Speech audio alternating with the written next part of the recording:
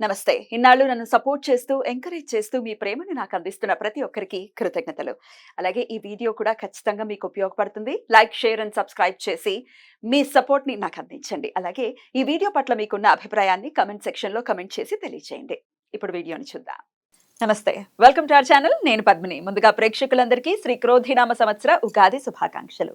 ఉగాది అంటేనే ప్రథమంగా మనకు గుర్తొచ్చేటటువంటి అంశం పంచాంగ శ్రవణం. ఖచ్చితంగా పంచాంగ శ్రవణం చేస్తాము. అలాగే ఈ సంవత్సరం పాటు అంటే ఈ ఉగాది నుంచి వచ్చే ఉగాది వరకు కూడా గ్రహచారం ఎలా ఉంది, గ్రహాలు ఇచ్చేటటువంటి ఫలితాలు ద్వాదశ రాశుల వాళ్ళకి ఎలా ఉంది అనేది ఖచ్చితంగా తెలుసుకునేటటువంటి ప్రయత్నం చేస్తాము.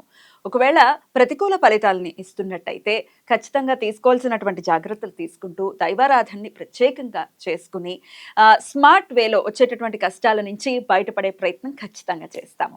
మరి ఈ రోజు కూడా మనకి క్రోధినామ సంవత్సర ఫలితాలని అందించడానికి మనతో పాటు ఇద్దరు ఆధ్యాత్మికవేత్తలు సిద్ధంగా ఉన్నారు. ఒకరు లలిత ఉపాసకులు, వాస్తు జ్యోతిష పండితులు బ్రహ్మశ్రీ నానాజీ పట్నాయక్ గారు, అలాగే సూర్య ఉపాసకులు విక్రమాదిత్య గారు.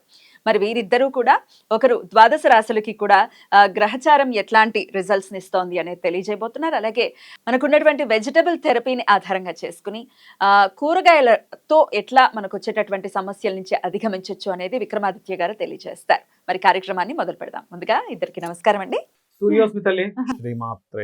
ముందుగా మీ ఇద్దరికి క్రోధినామ సంవత్సర ఉగాది శుభాకాంక్షలు.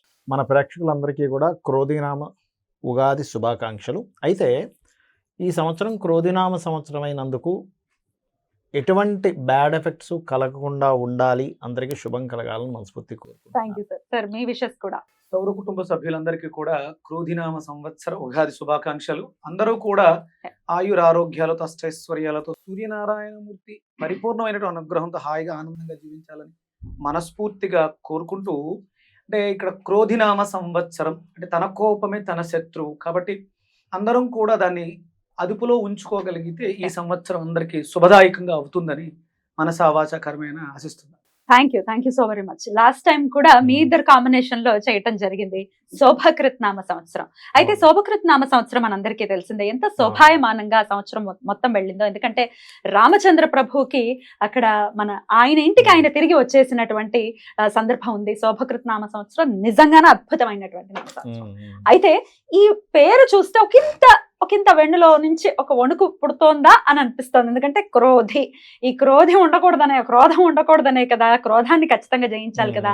మరి ఇదేమన్నా ఈ సంవత్సరం ఆ నామానికి ఏమైనా సార్థకత ఏమైనా చేసుకుంటుందా sir? What is your opinion? ఖచ్చితంగా. ఎందుకంటే మనం జనవరిలో న్యూ ఇయర్ ఫలితాలు చెప్పేటప్పుడే ఫిబ్రవరి నుంచి ఇక్కడ మనం ప్లానటరీ పొజిషన్స్ కూడా వేసింది. అందుకే ఈ కుజుడు అంటే గొడవలకు కారకుడు, రవి అంటే అధికారానికి కారకుడు, వీళ్ళిద్దరికీ శత్రుగ్రహాలు అంటారు వీటిని. అంటే వీళ్ళిద్దరు నిజంగా శత్రువులను కాదు, different energies, fiery energy, cold energy.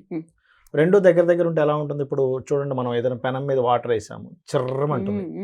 అలా ఈ డిఫరెంట్ ఎనర్జీస్ కలయిక వల్ల ప్రకృతిలోని లోకాల్లో అంటే భూమి మీద నివసించేటువంటి జంతువుల మీద కావచ్చు, లేకపోతే మనుషుల మీద కావచ్చు, అధికారుల మీద కావచ్చు, దాని ప్రభావం ఉంటుందనే భావనతోనే ఏమండి ఇక్కడికి ఇది ఫిబ్రవరిలో ఎంటర్ అవుతుంది. ఫిబ్రవరి, మార్చ్, ఏప్రిల్ ఈ కాంబినేషన్ మే వరకు ఉంటాయి ఈ కాంబినేషన్స్. కాబట్టి ఫిబ్రవరి నుంచి గొడవలు అని చెప్పుకున్నాం, చాలా గొడవలు జరుగుతున్నాయి. మీరు బయట చూసినట్లయితే యుద్ధ వైఖరి పెరుగుతుంది. ఎందుకంటే క్రోధినామ సంవత్సరానికి అధిపతి కుజుడు. ప్రధానంగా యుద్ధం చేయాలి అంటే ఒక విషయం ఏదైనా మనకి ఇప్పుడు ఒక విషయం జరిగినప్పుడు మాట్లాడుకోవచ్చు, గొడవ పెట్టుకోవచ్చు. కానీ క్రోధినామ సంవత్సరానికి ఉన్నటువంటి కుజుడు అధిపతి అయినందుకు గొడవకే ఫస్ట్ ప్రయారిటీ ఇస్తారు, ప్రయారిటీ ఇస్తారు. ఎగ్జాక్ట్లీ. మీరు గమనించినట్లయితే చూడండి, ఇక్కడ ఇప్పుడు అంటే శుక్రుడు మనం ఇక్కడ వేసాం, బట్ ఇక్కడ తిరుగుతాడు, సంవత్సరం మొత్తంలో మారిపోతుంటాడని మనం వేయలేదు. పర్టికులర్గా మనం కుజుడిని, రవిని ఎందుకు వేసామంటే ఈ కలయిక ఉందని. అందుకే ఫిబ్రవరి నుంచి ఇప్పుడు జల ప్రదేశాల్లో హైజాక్లు అవ్వడం కానీ, లేకపోతే మనకి చూడండి బుధుడు మొన్న ఇక్కడ నిలిచిపడ్డప్పుడు కూడా గమనించినట్లయితే స్కామ్, దాని ఏమంటారు, షేర్ రిలేటెడ్ సంబంధించిన స్కామ్స్ అవ్వడం కానీ, షేర్స్ కారకుడు బుధుడు కదా. అందుకని ఏంటంటే అధికారులు మనం అసలు ఊహించినటువంటి మార్పులు ఇంకా చాలా ఉన్నాయి.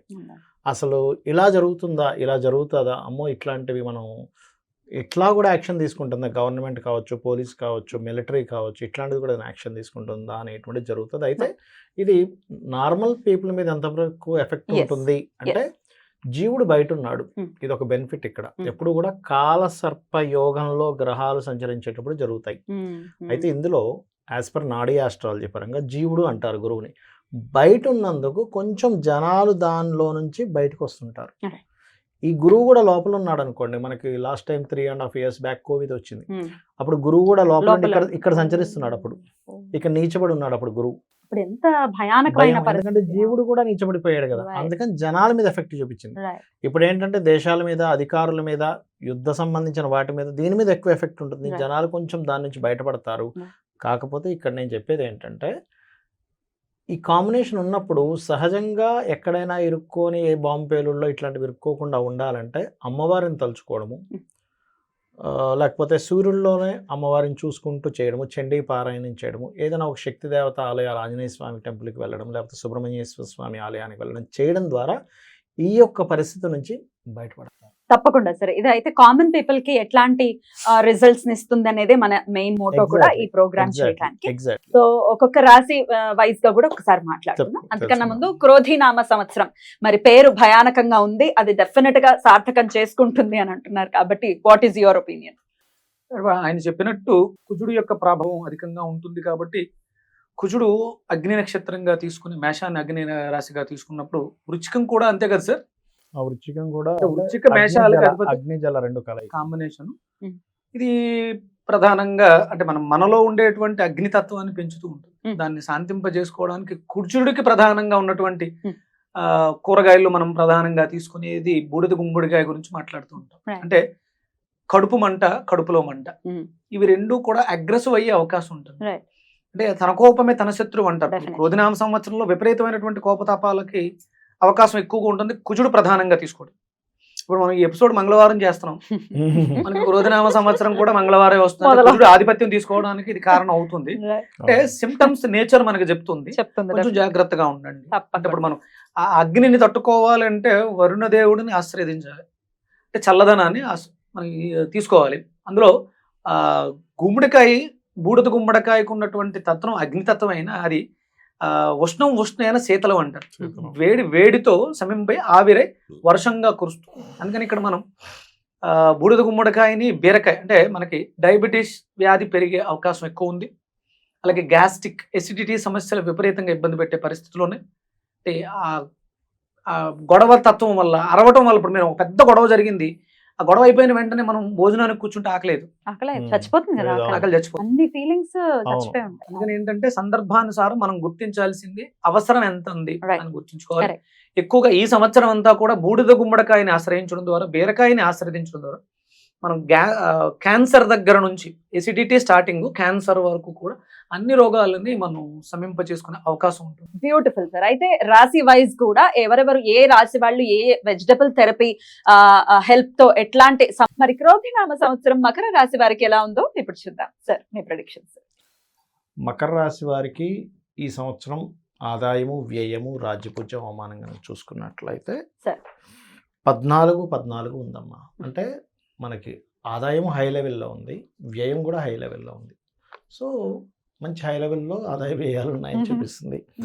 అయితే రాజ్యపూజ్య అవమానం కూడా చాలా చక్కగా ఉంది. అంటే మెచ్చుకునే వాళ్ళ సంఖ్య 3 ఉంటే ఇబ్బంది పెట్టే వాళ్ళ సంఖ్య 1 ఉంది. So no need to worry.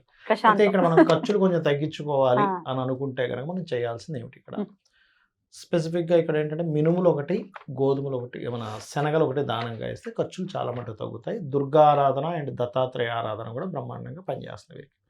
So ఇది ఇంకా ఈ చేసుకుంటే సరిపోతుంది. కాకపోతే ఇక్కడ 2లో సాటర్న్ ఉన్నాడు, అంటే ఏలినాడ్సని ఇంకొక సంవత్సరం 2 నెలలు ఉంది. దీని గురించి ఏం టెన్షన్ పడకుండా, అంటే ఎప్పుడైనా 2లో సాటర్న్ ఉన్నాడంటే మనకు రావాల్సిన ధనం స్లోగా వస్తుంది. ఈ వారం ఇస్తా అన్న వ్యక్తి 2 వారాల తర్వాత ఇస్తాడు. ఇది ఫిక్స్ అవ్వాలి మైండ్లో.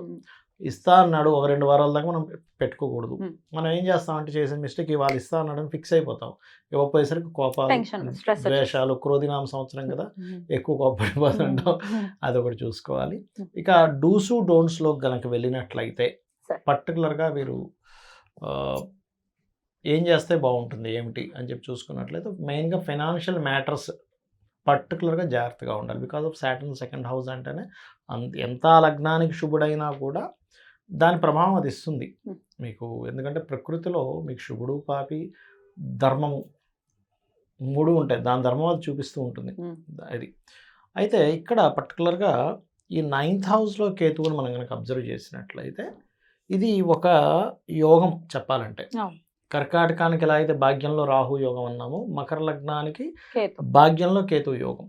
ఈ కేతువు యోగం ఉన్నప్పుడు ఏమిటంటే పర్టికులర్‌గా ఇది గమనించుకున్నట్లయితే ఈ కాంబినేషను పుణ్యక్షేత్ర దర్శనం చేయడం ద్వారా యాక్టివ్ అవుద్ది. ఎప్పుడైనా భాగ్యంలో కేతు సంచరించేటప్పుడు ఏం చేయాలంటే వాళ్ళు మకరం వారు పుణ్యక్షేత్రానికి వెళ్తే పాస్ట్ లైఫ్‌లో మనకి మనం చేసిన పుణ్యము, పాపము 2 ఫైల్స్ ఉంటాయి.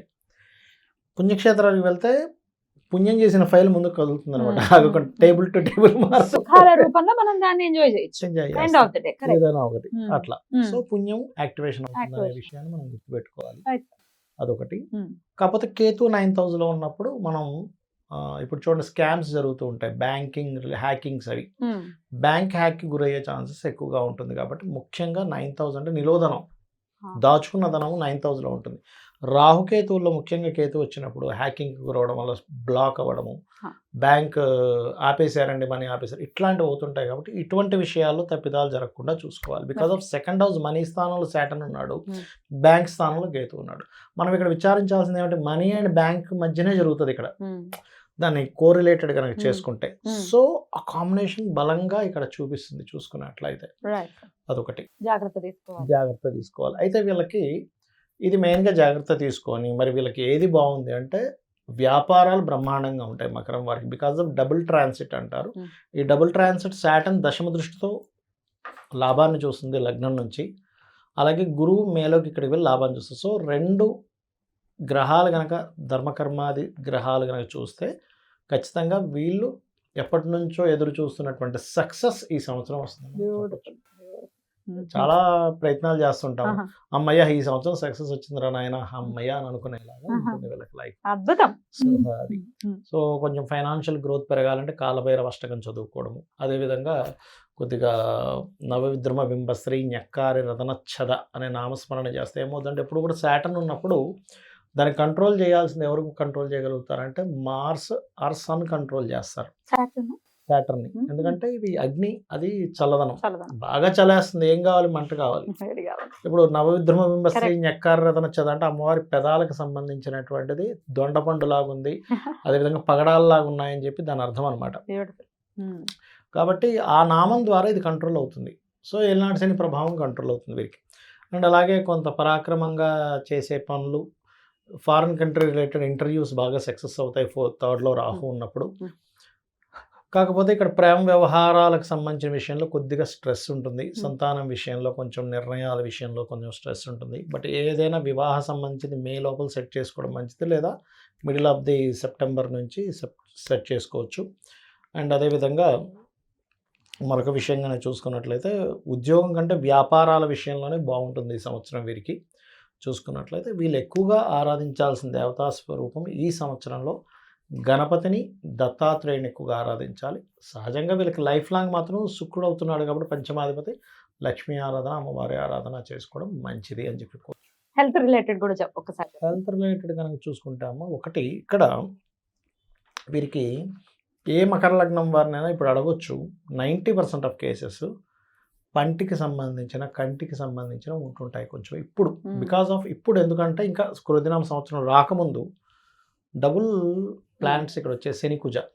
సహజంగా శని కనుక ఎక్కడైనా సంచరించేటప్పుడు స్మెల్ వచ్చేలా చేస్తాడు ఆ పార్ట్కి, స్వెల్లింగ్, స్మెల్ అండ్ ఏదో దుర్వాసన రావడం, నోట్లోనే వస్తుంది దుర్వాసన, అన్ని చోట్ల రాదు. అటువంటివి కొంచెం ఇస్తూ ఉంటాడు. ఏదైనా పంటికి సంబంధించిన విషయంలో సహజంగా కుజుడు పన్ను కారకుడు, శని చిగుర్లకి, బుధుడు శని చిగుర్లకి వీటికి కారకుడు అవుతారు. సో అక్కడ ఏదైనా కొంచెం ఇబ్బంది ఇవ్వడం, దాని ద్వారా కొంచెం పంటికి సంబంధించిన పెయిన్స్ రావడం, ఇట్లాంటివి జరుగుతుంటాయి.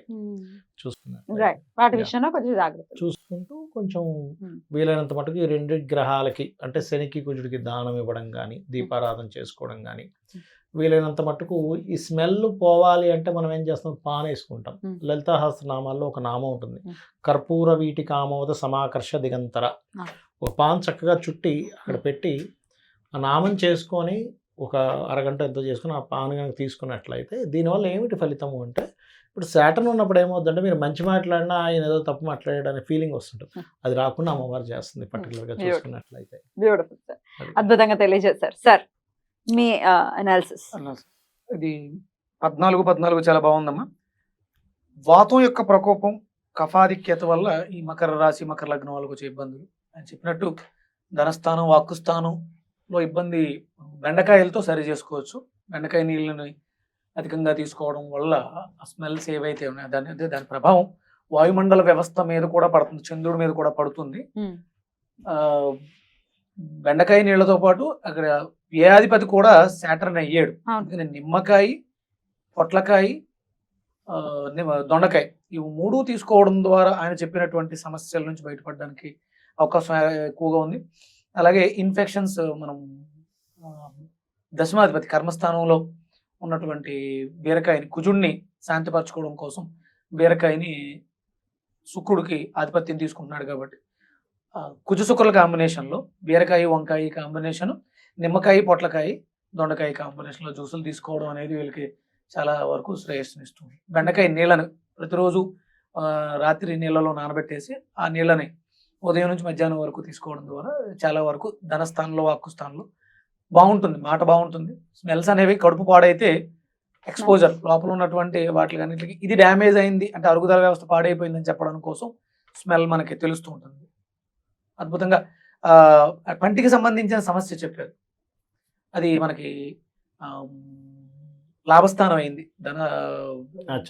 ధనస్సు, ఎండు కొబ్బరి ఈ సమస్యల నుంచి పరిష్కారం చెప్పడానికి అవకాశం ఏర్పడుతుంది. ఎండు కొబ్బరిని విరివిగా తీసుకోవాలి. అలాగే నిమ్మకాయలు, దొండకాయలు, అలాగే పొట్లకాయని దానం కూడా చేస్తే చాలా ఎప్పుడెప్పుడు దానం చేయొచ్చు? మనకి పొట్లకాయ చంద్రుడికి సంబంధించి మనసుకు సంబంధించింది కాబట్టి అని ప్రధానంగా మనం ఇక్కడ పొట్లకాయని తీసుకుంటున్నాం. అందుకని నిమ్మకాయ, పొట్లకాయ, దొండకాయ కలిపి సోమవారం దానం చేయడం అనేది లక్ష్మీప్రదం కూడా చెప్తారు, దాన్ని చేసుకోవచ్చు. ఇక అన్ని అంటే వాళ్ళు ఎప్పుడైనా వండుకొని మనం ఇవ్వడం అనేది ఎప్పుడైనా చేయొచ్చు. మనకు సంబంధించి మనకు ఆనందంగా ఉన్నప్పుడు, మనం హ్యాపీగా ఉన్నప్పుడు ఆదివారం చేయొచ్చు. అలాగే మనకి పితృదోషాలు పోవడానికి అమావాస్య తిథులు చెప్తూ ఉంటారు. ఆ రోజు కూడా అన్ని రకాల కూరగాయలు ఉండేలా చూసుకోవడం చాలా మంచిది. స్వయంపాకంలో దొండకాయలు కూడా ఉంటాయి విశేషంగా కాబట్టి చక్కగా దొండకాయలు, తోటకూర పెట్టాలంటారు. తోటకూర అద్భుతం సార్. అంతేనా? అంతేనా? ఆరాధన విషయంలో సూర్యనారాయణమూర్తి ఆరాధన, ఎందుకంటే ఆయన చెప్పారు శనిని కంట్రోల్లో ఉంచడానికి రవి కూడా ఆధిపత్యాన్ని తీసుకుంటే ఇక్కడ మనం బీరకాయ తోటి చేస్తున్నాం. అక్కడ సూర్య ఆరాధన ఎంతో శ్రేయస్సునిస్తుంది. తీవ్రత పారాయణం, సూర్య ఆరాధన, ఇంకా బీరకాయలు ఇవన్నీ కూడా మనం దానం చేయడం, మనం మన ఆహారంలో వాడుకోవడం ద్వారా మనం ఉన్నటువంటి ఈ గ్రహ దోషాలని అధిగమించాలి. తప్పకుండా చిన్న చిన్న రెమెడీస్ తో అంటే సూక్ష్మంలో మోక్షం అన్నట్టుంటారు కదా, అట్లాంటి రెమెడీస్ చేసుకుని చక్కగా తప్పించుకోవటం అనమాట. తప్పించుకు తిరుగుబాడు ధన్యుడు సుమతి. బీరకాయ పాదులు పెట్టడం. ఇప్పుడు మీరు ఫ్రూట్స్ చెప్తున్నారు, చక్కగా వెజిటబుల్స్ చెప్తున్నారు, ఫ్రూట్స్ కూడా ఉంటుంది ఏదైనా ఇట్లా? ఫ్రూట్స్ కూడా ఉంటాయి. ఎందుకంటే నాకేమనిపించింది అంటే ఫ్రూట్స్ అంతా కూడా వీనస్ అండ్ మూన్ కాంబినేషన్ అండి. ఫ్రూట్స్ అన్ని కూడా అంటే హ్యాపీనెస్ ని కూడా పెంచుతుంది. ఎందుకంటే చాలా మంది ఇప్పుడు ఈ చూస్తున్న వారికి చిన్న సందేహం కలగవచ్చు, ఇదేంటి ఇది తింటే ఎలాగా. నేను ఒకటే చెప్తాను, ఎందుకంటే మూలికలు ఉంటాయి, మూలికలతోని మనిషి చనిపోయే వ్యక్తి కూడా బతుకుతాడు. మూలికని ధరిస్తారు అంటే ఆ చెట్ల నుంచే వచ్చింది కదా, మరి కూరగాయలు కూడా చెట్టు నుంచే వచ్చింది కదా. మనం అక్కడ అర్థం చేసుకోవాలి ఈ రెమెడీ ఎంత చక్కగా పనిచేస్తున్నా మనం అక్కడే అర్థం చేసుకోవాలి. ఫ్రూట్స్ చెప్తారా? ఉన్నాయా? ఫ్రూట్స్ కూడా ఉంటాయమ్మా. అది ఇప్పుడు గురువు గారు అడిగారు, మరి స్వామి సంకల్పం ఏమో వాటిని కూడా మన గ్రహాల్లోకి సూర్యుడికి తీసుకుంటారు. సూర్యశక్తి అధికంగా ఉంటుంది కాబట్టి ఉసిరికాయని తీసుకుంటారు. అంటే అది ఒక రకంగా తీసుకుంటే విటమిన్ సి అధికంగా ఉంటుంది, వ్యాధి నిరోధక శక్తి. దీని మీద స్టడీ చేస్తే ఇప్పుడు న్యాచురల్ ఫిఫ్త్ అంటేనే హోమియోపతి మీద పెంచేది, న్యాచురల్ ఫిఫ్త్ అంటే రోగ నిరోధక శక్తి పెంచేది. చూడండి ఎంత ఖచ్చితంగా ఉంటుంది, ఉసిరికాయలో అదే ఉంటుంది. హోమియోపతి మీద ఎలాగో దృష్టి పెట్టి 12 లవణ చికిత్స, 12 లవణాల ద్వారా హోమియోపతి బ్రహ్మాండంగా పనిచేస్తుంది. మనస్సు మీదే పనిచేస్తుంది, మనసు మీదే. నమ్మరు, సయాటికా వచ్చిస్తే నేను 2 నెలలు మంచం మీద ఉన్నాను, అనుకోకుండా హోమియోపతి డాక్టర్ దగ్గరికి వెళ్ళా.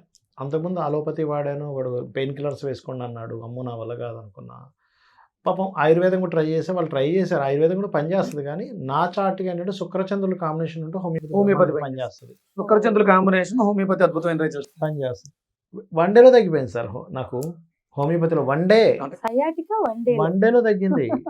అమ్మ మనస్సు మీద మందు వేస్తే అద్భుతంగా తగ్గిపోతుంది. చొక్క నాలుక మీద పడిన అందుకే 10 నిమిషాల్లో రోగం. అందుకే హోమియోపతి డాక్టర్స్ మీ ప్రవర్తన అడుగుతారు. మీ అడుగుతారు, కోపం వస్తే ఏం చాలా చేస్తారు, అనాలిసిస్ ఉంటుంది. కోపం వస్తే ఏం చేస్తారు, లేకపోతే పలానా విషయంలో ఎలా చెప్పాలి స్పందిస్తారు, మనం. దుప్పటి కప్పుకుంటారా, ఫ్యాన్ వేసుకుంటారా, మ్మ్. లేకపోతే ఇలాంటివన్నీ అడుగుతారు. ఇవేంటి పిచ్చి పిచ్చి. నేను హోమియోపతి డాక్టర్ దగ్గరికి వెళ్ళినప్పుడు ఏమిటంటే మీకు ఏమైనా బుధకేతువుల కనెక్టివిటీ ఉందా అని అడిగా. ఎందుకండి అన్నాడు. అంటే చిత్ర ఈ విచిత్రమైన కనెక్టివిటీ ప్రశ్న. వచ్చినప్పుడు ఇలా అడుగుతుంటారంటే కాదండి ఇది ప్రాసెస్. నేను కూడా ప్రస్తుతానికి ఈ వెజిటబుల్స్ ని హోమియోపతిలో మానసిక స్థితి, ఇక్కడ కూడా మన మానసిక స్థితినే తీసుకుంటాం. అంతే. వెజిటబుల్స్ కూడా మానసిక స్థితి. భయం, ఫియర్ తోటి ఉన్నారా అంటే బూడుదుకు ముడకాయకి అందులో వాడే మెడిసిన్స్ హోమియోలో ఆ భావాలకు సంబంధించిన వాటికి కాంబినేషన్ కలుగుతుంది. అంటే మీరు హోమియోపతి ప్రాక్టీస్ చేస్తున్నారు చేస్తున్నాను. కాబట్టి నేను మీకు ఒక విషయం చెప్తాను సార్. పంచమము చతుర్థము తీసుకోండి మాస్టర్. ఉమ్. చతుర్థమి Fourth and వదిలేసేలాగా పంచమంవి అభివృద్ధి చేసేలా మీ హోమియోపతి మెడిసిన్స్ లో ఉంటుంది కదా. అవును, అవును. అది ఇంకా మీకు ఇంకా అల్టిమేట్, అంటే వచ్చిన వ్యక్తికి ఇంకా బాగా మీరు చెప్పగలుగుతాం, మంచి మందు ఇవ్వగలుగుతాం. ఇవ్వగలుగుతాం. ఓహో సూపర్ అసలు.